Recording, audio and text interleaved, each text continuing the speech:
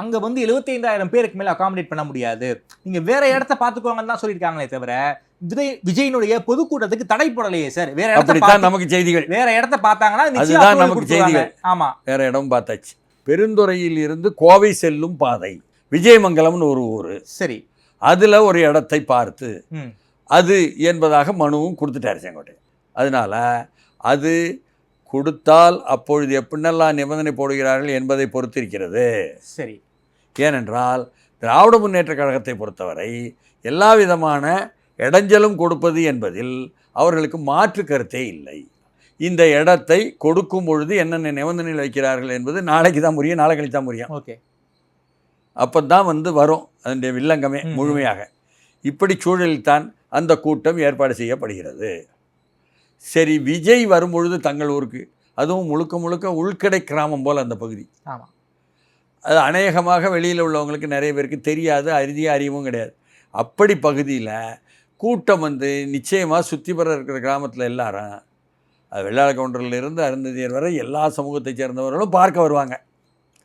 செங்கோட்டையன் என்ன நினச்சிக்கிட்டு வந்தார், களமிறங்கினார்னா கொங்கு கவுண்டர் எவனுன்னு அவன் ஓட்டு போட மாட்டான் நம்ம கேட்டால். சரி, ஆனால் அருந்ததியர் ஓட்டு விஜய் மூலம் நமக்கு உத்தரவாதமாக இருக்குது. சரி, கொங்கு கவுண்டர்கள் மட்டுமே மேலே வந்துட்டுருக்காங்களே என்று நினைக்கக்கூடிய நான் கொங்கு கவுண்டர் இருக்காங்களே, கொங்கு கவுண்டர் அல்லாத பிசி, ஆமாம் ஆமாம், அவர்கள் வாக்குகளும் வரும் என்ற எண்ணத்தில் தான் வந்தவர். உள்ளபடி என்ன ஆயிடுச்சுன்னா, போன வாரம் நமது முதலமைச்சர், கழகத்தினுடைய தலைவர் முத்துவேல் கருணாநிதி ஸ்டாலின் என்ன செய்துட்டார்னா, அங்கே போய் என்ன நல்லான் சிலையை திறந்து வைத்து விட்டார். அதனால மிக கணிசமாக திமுகவுக்கு தான் போகும் அருந்ததியர் வாக்கு என்ற விஷயமும் சொல்கிறாங்க. ஓகே, அதனால் அதையும் தாவேக்கா நம்ப முடியாது என்ற சூழல். ஆனாலும் கூட அந்த மக்கள் விஜய் வராரான்னு பார்க்க வந்துடுவாங்க.